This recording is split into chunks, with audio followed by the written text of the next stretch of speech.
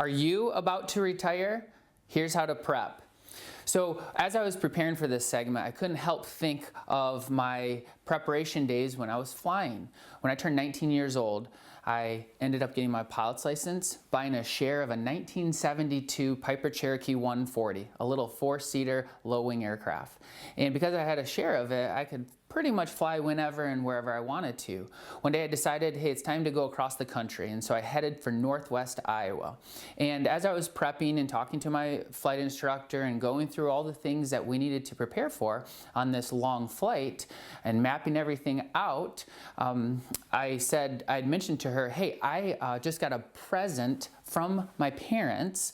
It's a GPS. And this GPS is supposed to be able to help you, okay? It's 25 years old here.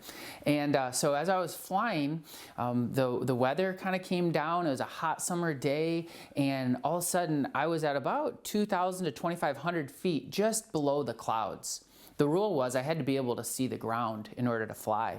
Well, on that windy day, I ended up getting blown off course.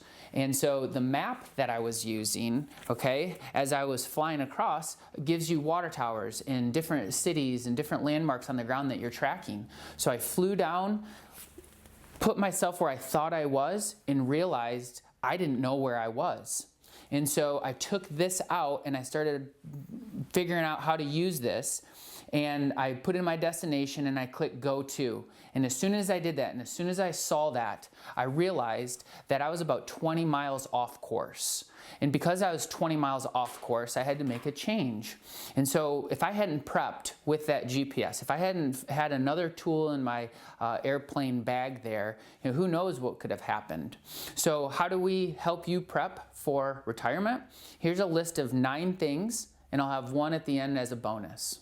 First thing, let's do a good financial review. I might call it a red flag review of your financial plan. What you want to look at: income, investments, tax planning, healthcare, and estate planning. Do a red flag review of those and see how you might match up with what you're trying to accomplish in those areas. The next thing is, you want to create a budget. What are my contractual lifetime income sources over here? What are my fixed expenses? And then what are my fun expenses? If you have an idea of how much you have to spend and then how much you want to spend, that goes an incredible long ways when we come into these long-term planning tools that we use a lot.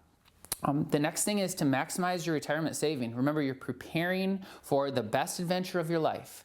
And so as you prepare, if you're saving, that means you're not spending more than you're making. And if that's the case, you're going to be already prepared as you get into retirement.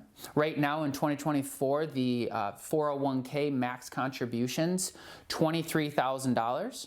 And then if you are older than 50, you get up to $30,500. If you're thinking IRA or Roth IRA contributions, right now it's $7,000 per person. And then again, if you're over 50, you can get up to $8,000 as a contribution limit. The next thing is pay off as much debt as possible. As you get into retirement, the less debt that you have, the stronger of a position you're going to be in. Plus, the old adage is, the borrower is slave to the lender. So let's get rid of any of those kind of headaches and free yourself up. The next thing is to look at your Social Security options. You can start at 62, you can go all the way and wait until you're 70 years old to start Social Security. And so there are a ton of tools out there to help you analyze it. Obviously, that's what we do all the time. And so if you ever have questions and you want to get a second opinion, if you need a co-pilot in your plan, obviously give us a call. The next thing is to look at and how you're going to prepare for health care. Usually you go through 3 different phases. You have your employer plan, they're taking care of it. If you retire before you're 65, now you have potentially marketplace health insurance, and so there's a lot that you want to deal with there. And then once you get to 65, then you'll have Medicare. Sometimes people have options for health savings accounts, and they're just not utilizing that. So that's something really good to look into. The next thing is to manage your investments. This is really simple. Identify your risk and identify what you're doing about your risk. If you don't know the why behind your risk, it's time to drill down and figure that out and figure out what markets are giving you as options right now, because there are a lot of really good, solid options out there right now. The next thing is, hey, you decide on a location. Where do you want to go? What do you want retirement to look like? Is it going to be warm? Is it going to be with family? Is it just going to be packed with activities? Put that on your list. Number 9 there, plan out the activities that you might want to do, okay? So you can make your little bucket list, and then you can make those dreams come true. And then finally, the bonus. They say you have about 1,000 minutes per day. So I would take 2 minutes in your day. Start with one thing that you're just going to let go of. Start with one thing that you're thankful for, what you're grateful for, and then finally finish with one thing that you just are looking forward to. Hope you enjoyed that segment. Have a great day.